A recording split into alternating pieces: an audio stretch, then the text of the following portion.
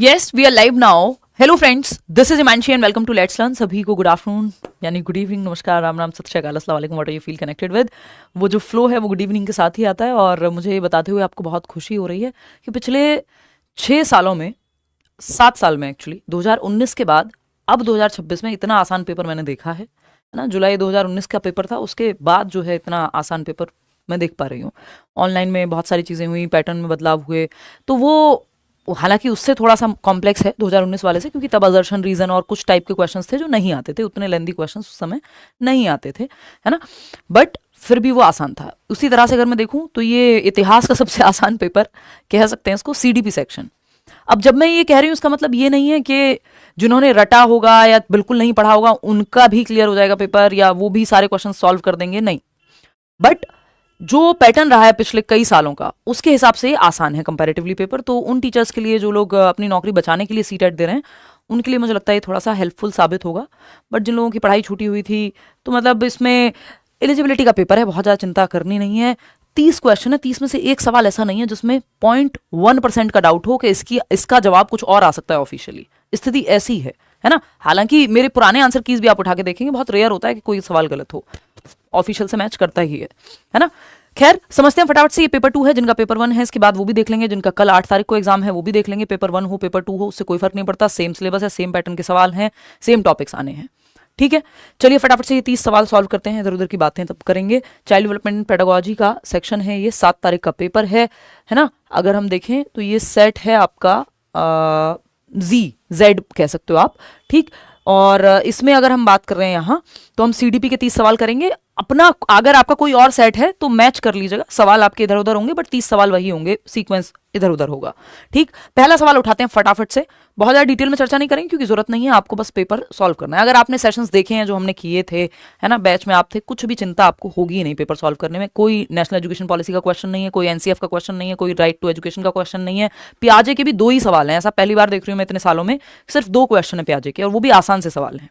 पिछले पेपर में 6 से 7 क्वेश्चन थे पियाजे और वाइगॉत्स्की के, इस बार 3 ही क्वेश्चन है दोनों के मिला के, ठीक। तो कंपैरेटिवली इजी है। जो कल परसों वाली कंप्लीट पेडागोजी की थी, बहुत सारे सवाल आपके उधर से ही बन जाएंगे क्योंकि वो वाला सेक्शन पे ज्यादा जोर है। खैर, समझते हैं कहानी क्या है। अगर आप देखें, ये है आपके सामने पहला सवाल, फटाफट से सॉल्व करेंगे। पेपर कैसा गया वो आप बाद में बताइए कमेंट्स में। असर्शन की जब हम बात करते हैं तो ये आप ये मान लीजिएगा कि 30 के 30 क्वेश्चन फाइनल आंसर की ही आप मैच कर रहे हैं, कोई इसमें दुविधा की बात नहीं है, अनटिल अनलेस चक्कर ना आ जाए सीबीएसई को और कुछ अजीब सा कर दें, अदरवाइज कोई भी चांस है नहीं कि 30 सवाल में से कोई भी आंसर आपका ऑफिशियल में इधर उधर हो। ये मैं बहुत ही कॉन्फिडेंटली कह सकती हूँ उस बात को। और ये अभी 1 घंटा पहले पेपर हुआ है और हम आपके सामने हैं। देखिए असर्शन क्या है, the purpose of administering intelligence test and extended observation should be to compare children in specific domains and abilities. यानी बुद्धि परीक्षण और विस्तारित अवलोकन के संचालन का उद्देश्य बच्चों की विशिष्ट आयाम और क्षमताओं में तुलना करना होना चाहिए। एकदम गलत बात है। लेबल करना, कंपैरिजन करना, ये किसी भी इंटेलिजेंस टेस्ट का पर्पज नहीं होना चाहिए। बच्चे की एबिलिटीज को जांचो, बट लेबल करना पर्पज नहीं हो सकता और ना होना चाहिए।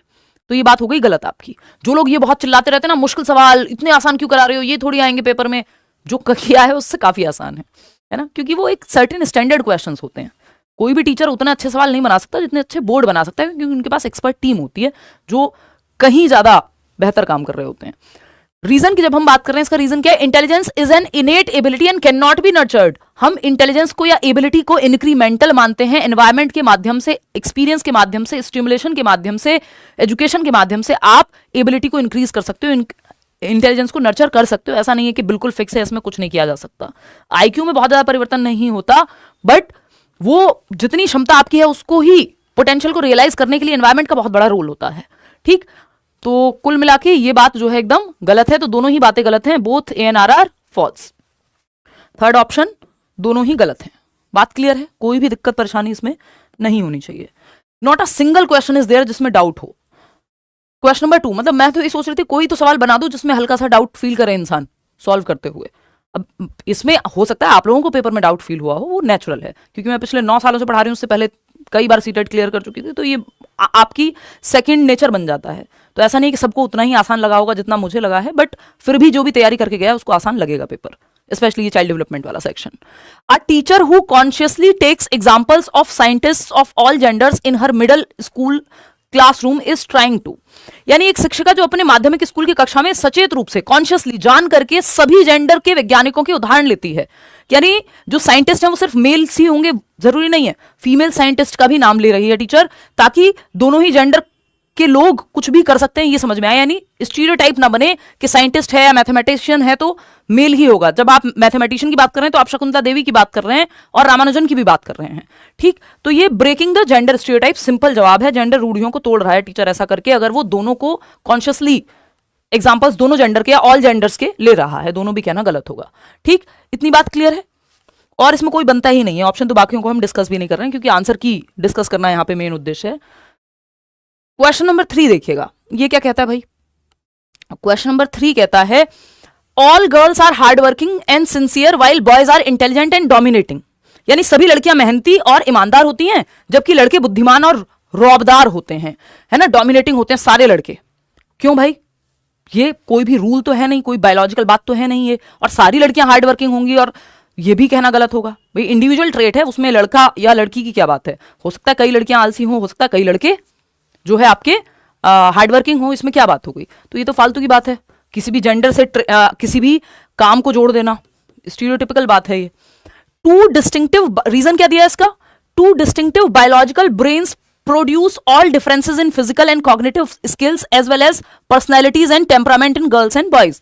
यानी दो विशिष्ट जैविक मस्तिष्क लड़कियों और लड़कों में शारीरिक और संज्ञानात्मक कौशल के साथ साथ व्यक्तित्व और स्वभाव में सभी मतभेदों का उत्पादन करता है। ये मानना बिल्कुल गलत है कि जो भी डिफरेंसेस हैं वो बायोलॉजी की वजह से हैं, एनवायरमेंट का कोई रोल नहीं है। ये ऐसी सी बात करेगा कि जो बायोलॉजिकल ब्रेन है महिलाओं और पुरुषों के, और नई रिसर्च इस बात को नहीं मानती है कि ये एकमात्र रीजन है ना। बायोलॉजिकली तो फिर हम सारे पूरी तरह से सेम तो कोई भी नहीं है ना, तो ये कहना यहाँ पे गलत हो जाएगा। तो दोनों ही बातें गलत हैं।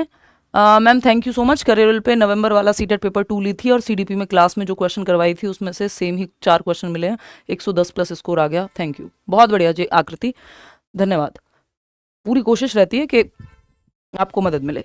देखिएगा, तो बोथ ANRR फॉल्स, कि बायोलॉजी से जोड़ दिया काम को या हार्डवर्किंग होने को या ट्रेड्स को, दोनों ही गलत हैं, इसमें कोई भी दो राय नहीं है। ये मत सोचिएगा कि इसमें कोई एक्सप्लेनेशन, मेरा मन करेगा तो मैं आपको ये 5 मिनट तक यही समझाती रहूंगी, बट उसका पॉइंट नहीं, अभी हम आंसर की डिस्कशन कर रहे हैं।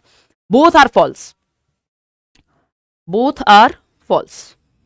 ठीक है, ये थर्ड ऑप्शन, ये कहना कि सभी लड़कियां ईमानदार और मेहनती होती हैं, या ये कहना कि दो विशिष्ट जैविक मस्तिष्क लड़कियों और लड़कों में शारीरिक और संज्ञानात्मक कौशल के साथ साथ इंडिविजुअल डिफरेंसेस भी बनाते हैं। नहीं, इंडिविजुअल डिफरेंसेस का जेंडर से लेना देना नहीं है, वो किसी भी इंडिविजुअल में हो सकते हैं, कोई भी दो लोग पूरी तरह से सेम नहीं होते, तो दोनों फॉल्स हैं। क्वेश्चन नंबर 4 देखिएगा, individual differences in learning preferences of students should be seen as.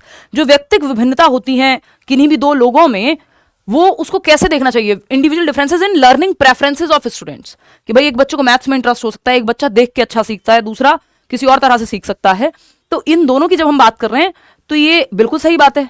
इसको कैसे देखना चाहिए, normal depiction of diversity, unity in diversity. कोई भी दो लोग एक जैसे नहीं होते, विविधता का सामान्य चित्रण है कि व्यक्तिगत विभिन्नताएं होती हैं सीखने की प्राथमिकताओं में, कि एक बच्चा जो है अकेले पढ़ना पसंद करता है, दूसरा बच्चा ग्रुप में पढ़ना पसंद करता है, एक बच्चा देख के अच्छा सीखता है, दूसरा सुन के अच्छा सीखता है। तो ये नॉर्मल डाइवर्सिटी का उदाहरण है। ये कोई डेवलपमेंटल डेफिसिट नहीं है, कॉग्निटिव एबनॉर्मेलिटी नहीं है, ये कोई असामान्यता नहीं है, ये कोई उनके अलग अलग बुद्धि लब्धि स्तरों का असामान्य मापदंड यानी abnormal parameter of their IQ levels कुछ नहीं है। ये सिंपल लर्निंग प्रेफरेंस की बात है, इंडिविजुअल डिफरेंस का मामला है।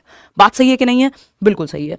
आगे बढ़ जाएंगे, क्वेश्चन नंबर 5 देखेंगे आप, the kind of assessment in which a students scores are compared with the average performance of other students is called. क्या ये नहीं कराया है सवाल, बिल्कुल कराए हुए हैं, है ना। सिंपल पूछा है दूसरे बच्चों से कौन से टाइप का असेसमेंट है जहां दूसरे लोगों से आपकी परफॉर्मेंस को कंपेयर किया जाता है। तो सीटेट में तो नहीं किया जाता, ये तो CRT है, क्राइटेरियन रेफरेंस है। लेकिन कौन से पेपर में किया जाता है, जो केंद्रीय विद्यालय हुआ, डीट प्रेस भी हुआ, यानी नॉर्म रेफरेंस टेस्ट बोलते हैं इसको, स्टैंडर्डाइज टेस्ट का उदाहरण है। ठीक, अगर क्राइटेरिया के अगेंस्ट मेजर किया जा रहा है कि आप 150 में से 90 नंबर ले आओ तो वो क्राइटेरियन हो जाता, बट यहां एवरेज परफॉर्मेंस दूसरों की मेरिट बन रही है जहां पे, तो वो नॉर्म रेफरेंस है। बात सही है कि नहीं है, तो second option is the right answer over here. आगे बढ़ेंगे, क्वेश्चन नंबर 6 देखेंगे। क्वेश्चन नंबर 6 क्या कहता है भाई, क्वेश्चन नंबर 6 कह रहा है which of the following statements about classroom assessment are correct. कक्षा में आकलन के बारे में कौन सी बात सही है। तो देखिए जो बच्चे के पक्ष में है वो सही है, सिंपल सी बात है। Assessment should influence the students cognitive processes while they study. ठीक है, बच्चे की जो कॉग्निटिव प्रोसेसेस है यानी थिंकिंग, रीजनिंग, प्रॉब्लम सॉल्विंग, ये सब वो कैसे करता है, सोचता कैसे, ये सब आकलन से पता लगेगा, सही बात है।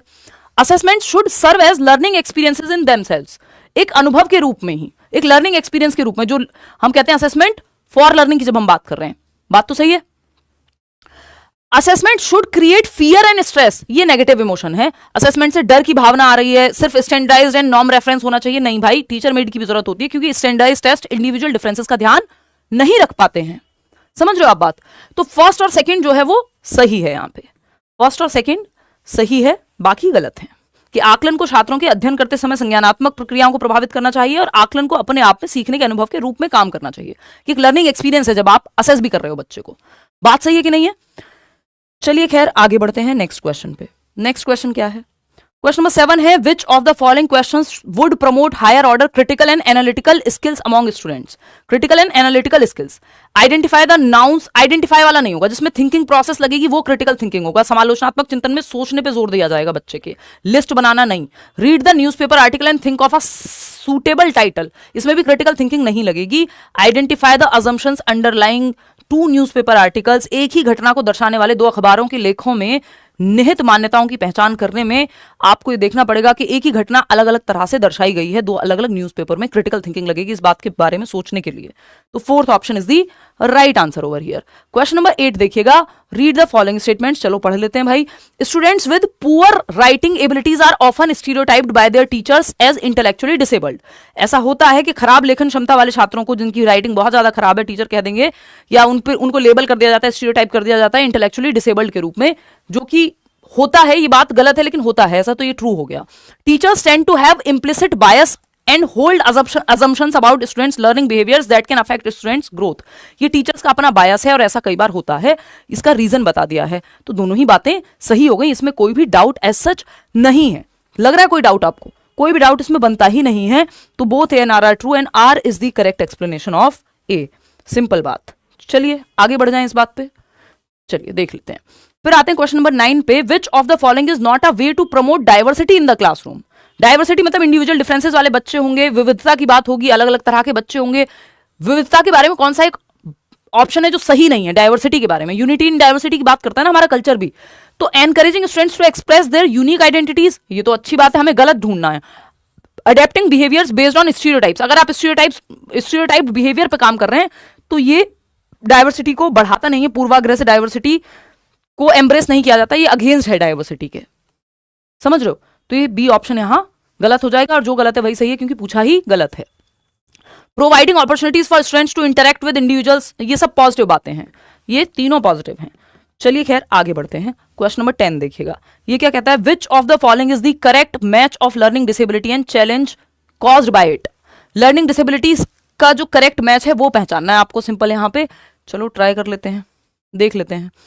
तो हिंदी और इंग्लिश में समझते हैं। डिस्ग्राफिया की बात हो रही है, impacts fine motor skills and spelling. बिल्कुल हो सकता है कि फाइन मोटर स्किल्स यानी आपकी उंगलियों का जो मसल कोऑर्डिनेशन है उसमें दिक्कत हो, और स्पेलिंग में यानी लिखने में दिक्कत हो, वर्तनी में दिक्कत हो। बात सही है।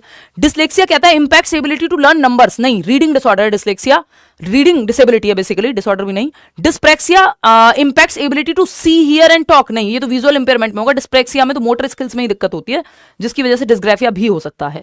Dyscalculia impacts ability to read, नहीं, डिसकैलकुलिया में कैलकुलेशन होता है। तो फर्स्ट है लेखन वैकल्य जो है वो सूक्ष्म पेशीय कौशल और वर्तनी को प्रभावित करता है।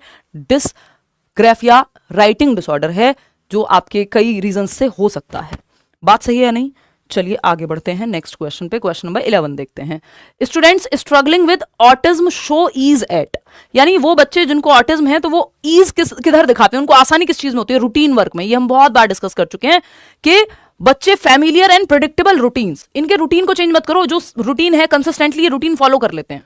कम्युनिकेट करने में स्ट्रेंजर्स के साथ इन्हें दिक्कत होती है, आई कांटेक्ट में दिक्कत होती है ऑटिस्टिक बच्चे को, ज्यादा अगर एक्टिविटीज को चेंज करते रहेंगे बार बार तो इनको दिक्कत होती है।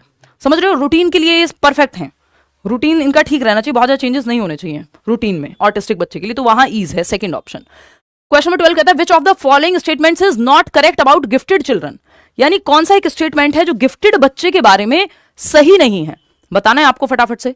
Which of the following statements is not correct about gifted children, प्रतिभाशाली बच्चों के बारे में कौन सी बात सही नहीं है? तो gifted children are born with extraordinary abilities and potential that need to be nurtured, ये बात तो ठीक है। Gifted children can be gifted in more than one kind of intelligence, बिल्कुल सही बात है।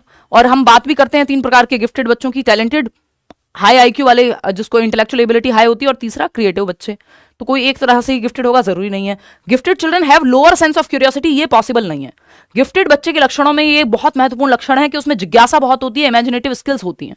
तो कोई भी बच्चा जो गिफ्टेड है, ऐसा नहीं हो सकता कि जिज्ञासा की भावना कम होगी उसमें, जिज्ञासु होगा, क्यूरियस होगा। बात सही है। चाहे वो किसी भी प्रकार का गिफ्टेड हो। Children can be gifted at different levels and some can have some kind of disability also. भाई कोई बहुत बड़ा एक्टर है और उसको डिस्लेक्सिया हो सकता है, किसी भी प्रकार की कोई डिसेबिलिटी हो सकती है, पॉसिबल है, ठीक है ना। तो ये फोर्थ ऑप्शन तो यहां से हट जाएगा, या विजुअली इंपेयर्ड हो सकता है, कुछ भी हो सकता है। थर्ड ऑप्शन सही है यहाँ पे कि जिज्ञासा की कमी होगी, ऐसा नहीं हो सकता गिफ्टेड बच्चे में। एरर एनालिसिस बाय स्टूडेंट्स, यानी बच्चे जब स्वयं का त्रुटि विश्लेषण करते हैं कि मैं गलत कहाँ हूं, मतलब मेटाकॉग्निटिव स्किल्स का इस्तेमाल कर रहे हैं। और मेटाकॉग्निटिव स्किल्स पे हम चर्चा कर चुके हैं, पेपर से पहले ही क्वेश्चंस कर चुके हैं। एरर एनालिसिस से क्या होगा, हिंडर करेगा मेटाकॉग्निटिव स्किल को, नहीं हेल्प करेगा, रुकावट नहीं बनेगा, अधिसंज्ञानात्मक कौशल में बाधा नहीं बनेगा।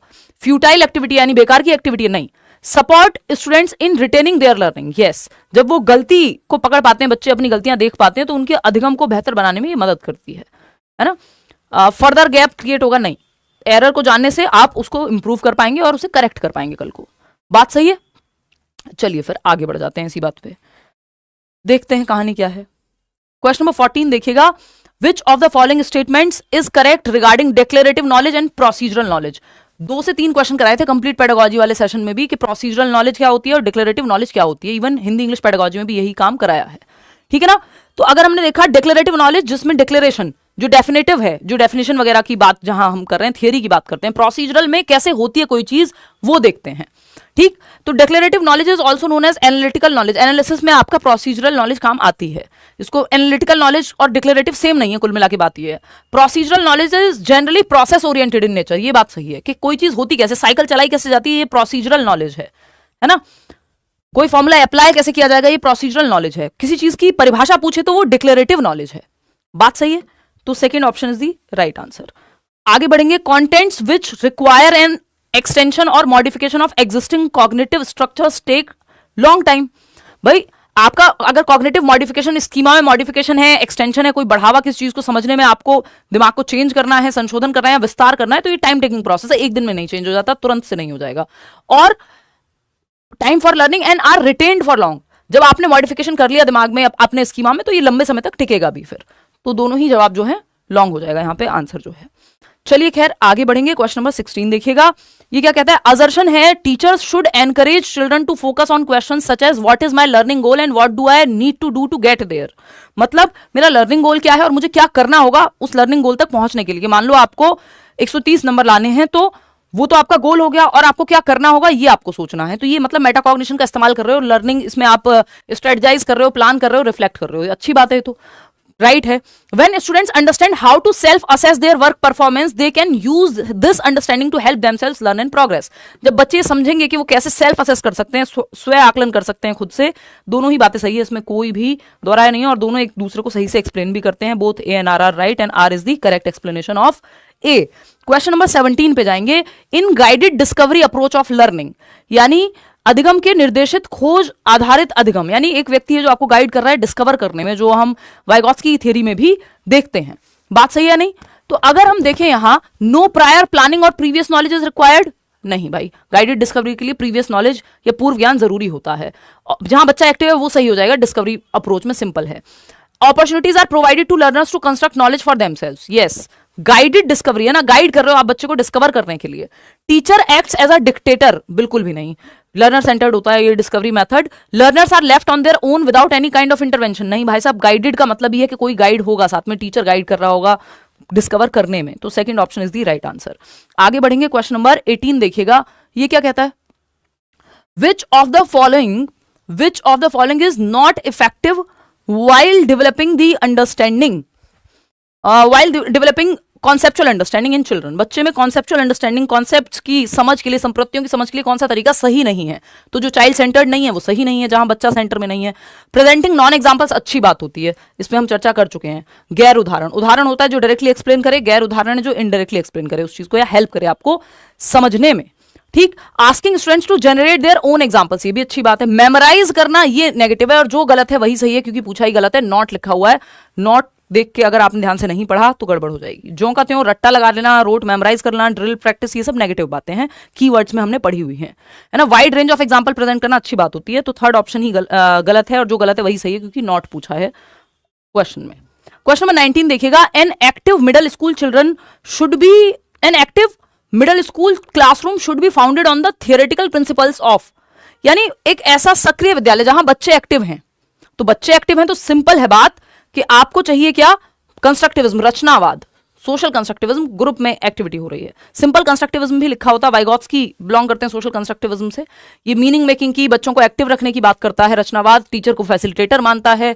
साइकोडायनेमिज्म अपनी पर्सनैलिटी की बात करते हैं। साइको एनालिसिस, ये दोनों ही फ्रॉइडियन स्कूल हैं। बिहेवियरिज्म रिवॉर्ड पनिशमेंट की बात करेगा, उसके साथ आपको जाना नहीं है पेपर में, रिवॉर्ड पनिशमेंट के साथ। तो second option is the right answer, बच्चा एक्टिव है, सिंपल बात। बच्चों को एक्टिव कंस्ट्रक्टिविज्म रचनावाद रखता है। ठीक, क्वेश्चन नंबर 20 देखिएगा, 20वां सवाल क्या कहता है, पढ़ें, समझें और जवाब देने का प्रयास करें। देखिएगा, ये कहता है basically, empathy depends on the ability to understand that others have feelings and gauge their feelings. दूसरों की भावनाओं को समझना, दूसरे भी भावना रखते हैं, समानुभूति है, समझने की योग्यता पर निर्भर करता है कि दूसरों की भावनाएं हैं और उनकी भावनाओं के अनुमान के लिए कि आप दूसरे की भावनाओं को समझें, देखें वो क्या महसूस कर रहे हैं, उनकी भावनाएं भी मैटर करती हैं। दूसरे के शूज में खुद को रख के देखना एम्पैथी है। ठीक, दूर दूर से कहना हाँ हाँ बहुत बुरा हुआ तुम्हारे साथ, सिंपैथी है। एम्पैथी आपके अंदर होनी चाहिए एज अ टीचर, आप दूसरे के शूज में या बच्चे को समझ पाए। Emotions and cognition are not related, ये कहना गलत होगा क्योंकि कॉग्निशन और इमोशन रिलेटेड होते हैं, भावना और संज्ञान रिलेटेड होते हैं। तो A is true but R is false, तो सेकंड ऑप्शन यहां पे सही हो जाएगा, ए सही है, आर गलत है। ठीक है जी, आगे बढ़ जाएं। क्वेश्चन नंबर 21 देखिएगा, ये क्या कहता है, a middle school teacher can enable students to become strategic self motivated learners. बच्चे खुद से मोटिवेटेड रहें, टीचर इसके लिए क्या करे। वेरियस फॉर्म्स ऑफ रीइंफोर्समेंट की बात हम नहीं करते पेपर में, रिवॉर्ड पनिशमेंट रीइंफोर्समेंट, इनसे बचना है आपको। ये सब व्यवहारवादी यानी बिहेवियरिस्टिक प्रिंसिपल्स हैं। बात सही है कि नहीं।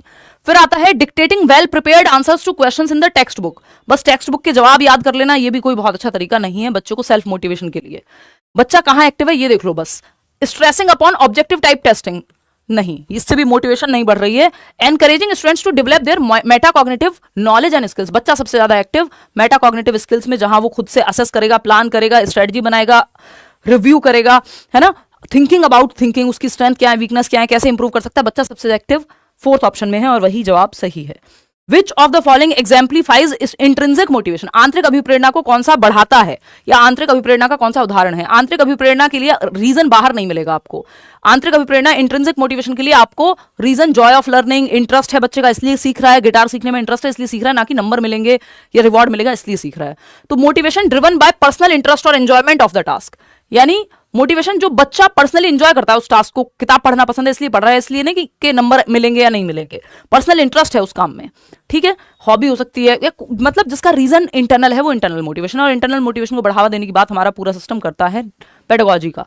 इंटरनल और एक्सटर्नल को अब हम म्यूचुअली एक्सक्लूसिव नहीं मानते हैं, दोनों एक दूसरे को प्रभावित कर सकती हैं, ये भी मान लेना है हमको, है ना। सेल्फ डिटर्मिनेशन थियरी है। कंपीट करना दूसरों से एक्सटर्नल मोटिवेशन है कि किसी से फर्स्ट आना है। एप्रिशिएशन चाहिए दूसरों का, रीजन बाहर है, तो प्रेज भी एक्सटर्नल मोटिवेशन को बढ़ावा देगा। एक्सटर्नल रिवॉर्ड तो है ही एक्सटर्नल मोटिवेशन। ठीक है जी, तो एक्सटर्नल मोटिवेशन पूछता है तो जवाब बदल जाता है। इंटरनल में आपको रीजन अंदर ढूंढना है बच्चे के, ठीक, कि उसका इंटरेस्ट है, उसकी रुचि है, जॉय ऑफ लर्निंग, उसका फेवरेट सब्जेक्ट है, उसको पढ़ना पसंद है इसलिए पढ़ रहा है, ऐसी चीजें। क्वेश्चन नंबर 23 देखिएगा, which debate is highlighted in the following question. क्या है भाई, विकास की आपको एक डिबेट देखनी है, बहस। Does N individuals biologically determined sex bring with it all the characteristics that define one socially constructed gender. यानी किसी व्यक्ति का जैविक रूप से निर्धारित जेंडर, जैविक रूप से निर्धारित जेंडर को सेक्स कहते हैं, बायोलॉजिकल डिटर्मिनेंट है वो। ठीक, तो यानी किसी का बायोलॉजिकली मेल या फीमेल होना निर्धारित करेगा कि उस व्यक्ति के जो कैरेक्टरिस्टिक्स होंगे वो उसकी बायोलॉजी से ही निर्धारित हो जाएंगे पूरी तरह से, या फिर सोशली कंस्ट्रक्टेड जेंडर अपने आप में समाज ने जो उसे सिखाया है वो निर्भर करेगा। तो ये नेचर वर्सेस नर्चर डिबेट है, हेरिडिटी वर्सेस एनवायरमेंट की डिबेट है, क्योंकि बच्चे सोशलाइजेशन से, एजुकेशन से, लर्निंग से बहुत सारी चीजें सीखते हैं। ये सिर्फ बायोलॉजी का गेम नहीं है कि बच्ची पैदा हुई है तो झाड़ू लगाना उसको पसंद होगा, ये पूरी एक डिबेट है। फिर नेचर वर्सेस नर्चर डिबेट है, प्रकृति पोषण विवाद है, फोर्थ ऑप्शन। क्वेश्चन नंबर 24 देखिएगा, a major developmental task during dash is the search for identity, personal, sexual and occupational. Search for identity, identity crisis adolescence में आता है, 12 से 18 वर्ष। A major developmental task during dash क्या task है इस उम्र में, इस स्टेज ऑफ डेवलपमेंट में, कि आइडेंटिटी को फाइंड आउट करना है, पर्सनल, सेक्सुअल एंड ऑक्यूपेशनल, आगे क्या करें, करियर काउंसलिंग, ये सब यही होता है 12 से 18 के बीच में। एडोलेसेंस, तनाव एवं तूफान की अवस्था है, इमोशनल इंस्टेबिलिटी है, इमोशंस ज्यादा स्टेबल नहीं होते, बहुत सारे परिवर्तन हो रहे होते हैं, फिजिकल इमोशनल हर तरह के चेंजेस हो रहे होते हैं, हार्मोनल चेंजेस। तो सेकेंड ऑप्शन आइडेंटिटी क्राइसिस का काल है, जो आपका एरिक एरिक्सन की थ्योरी में आता है। क्वेश्चन नंबर 25 देखिएगा, ये क्या कहता है भाई, असर्शन क्या है, children learn values and norms of the society in overt as well as covert ways. Overt होता है जो बाहर से सिखाया जाए, तो समाज में रहने के तौर तरीके हमें बाहर से सिखाए जाते हैं कई बार, भाई पानी लेके आओ, घर में कोई आया नमस्ते करो, बाहर से सीखा है आपने, ओवर्ट है, कह के सिखाया गया है। कोवर्ट क्या है, इनडायरेक्टली आपने सीख लिया है एनवायरमेंट से, ये भी सही है। ओवर्ट और कोवर्ट दोनों रूप से आप चीजें सीखते हैं। सोशलाइजेशन, एक्टिव पैसिव दोनों होता है socialisation. Socialisation is the simple process of passing on customs. देखिए कोई भी प्रोसेस सिंपल नहीं होती, सिंपल ध्यान रखिएगा, ये बात कॉम्प्लेक्स होती है, प्रोसेस लीनियर नहीं होती, आगे पीछे बैक एंड फोर्थ जाती है, चाहे वो लर्निंग हो, डेवलपमेंट हो, सोशलाइजेशन हो। प्रोसेस सिंपल नहीं हो सकती, प्रोसेस स्पाइरल होती है, ऐसे आगे पीछे बैक एंड फोर्थ जाती, कॉम्प्लेक्स होती है, जटिल होती है। तो ये आर गलत हो गया, ए तो सही था। तो A is true but R is false. Second option A सही है बट आर गलत है। सामाजिकरण समाज के रीति रिवाजों और अनुष्ठानों को पारित करने की एक सरल प्रक्रिया है, जटिल प्रक्रिया, सरल नहीं है ना। बहुत सारी समाज भी समय के साथ चेंज होता है, इंडिविजुअल भी चेंज होता है, आपके सही गलत भी चेंज होता है, तो ये नहीं कह सकते कि सरल प्रक्रिया है, प्रक्रिया कोई सरल नहीं होती। क्वेश्चन नंबर 26 देखिएगा, ये क्या कहता है, प्याजे का एक सवाल फाइनली आया है 26वें नंबर पे जाके, 2 सवाल आए हैं प्याजे के बहुत छोटे छोटे से, आंख बंद करके सॉल्व कर दोगे चाहोगे तो, देखना एक बार।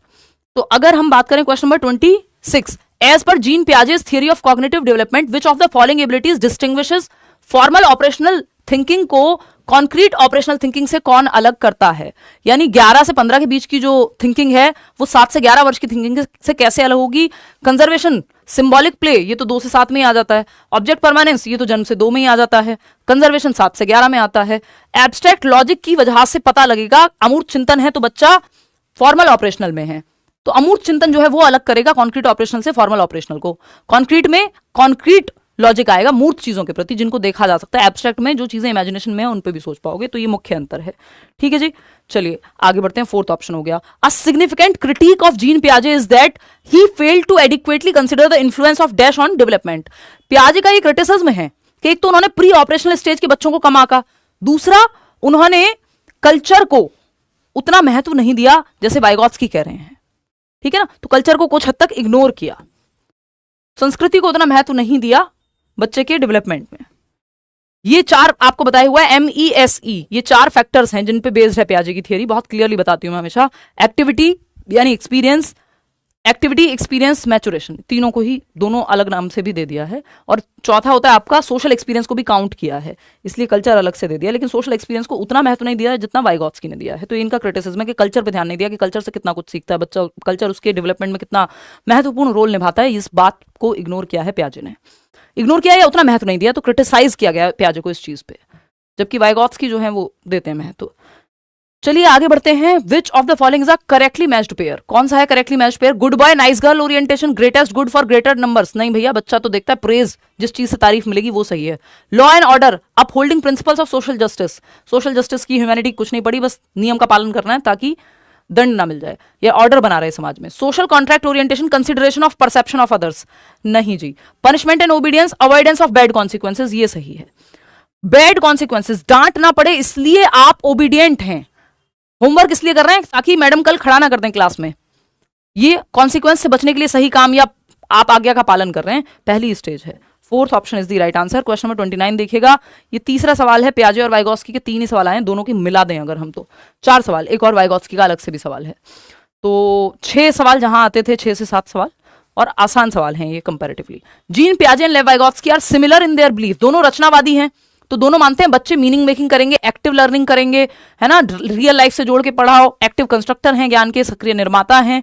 स्टेज लाइक प्रोग्रेशन में सेम नहीं है, डिफरेंट है। कि पियाजे मानते हैं स्टेजेस में होता है डिस्कंटिन्यूअस डेवलपमेंट, वाइगॉत्स्की मानते हैं कॉन्टिन्यूअस स्टेजेस में नहीं होता है। अगर हम देखते हैं culture has a profound effect on the learning, ये वाइगॉत्स्की मानते हैं, पियाजे नहीं मानते। Language influences and determines thought, ये बात आपकी पियाजे और वाइगॉत्स्की इस बात में भिन्न है, वो सेम नहीं मानते। पियाजे कहते हैं थॉट से लैंग्वेज आती है, वाइगॉत्स्की कहते हैं दोनों पैरेलल चलते हैं, 3 साल के बाद जाके मर्ज हो जाते हैं। तो ये जो डिफरेंसेस हैं, सिमिलैरिटी सिर्फ 4th ऑप्शन है कि बच्चे अर्थ निर्माण की प्रक्रिया में शामिल होते हैं, बच्चे एक्टिवली सीखते हैं, ये बात दोनों मानते हैं, पियाजे और वाइगॉत्स्की दोनों इस बात को मानते हैं। आगे बढ़ेंगे, क्वेश्चन नंबर 30 देखिएगा क्या कहता है। लेव वाइगॉत्स्की प्रपोज्ड दैट, वाइगॉत्स्की ने क्या प्रपोज किया है, क्या प्रस्तावित किया था कि children's thinking is quantitatively different from adults.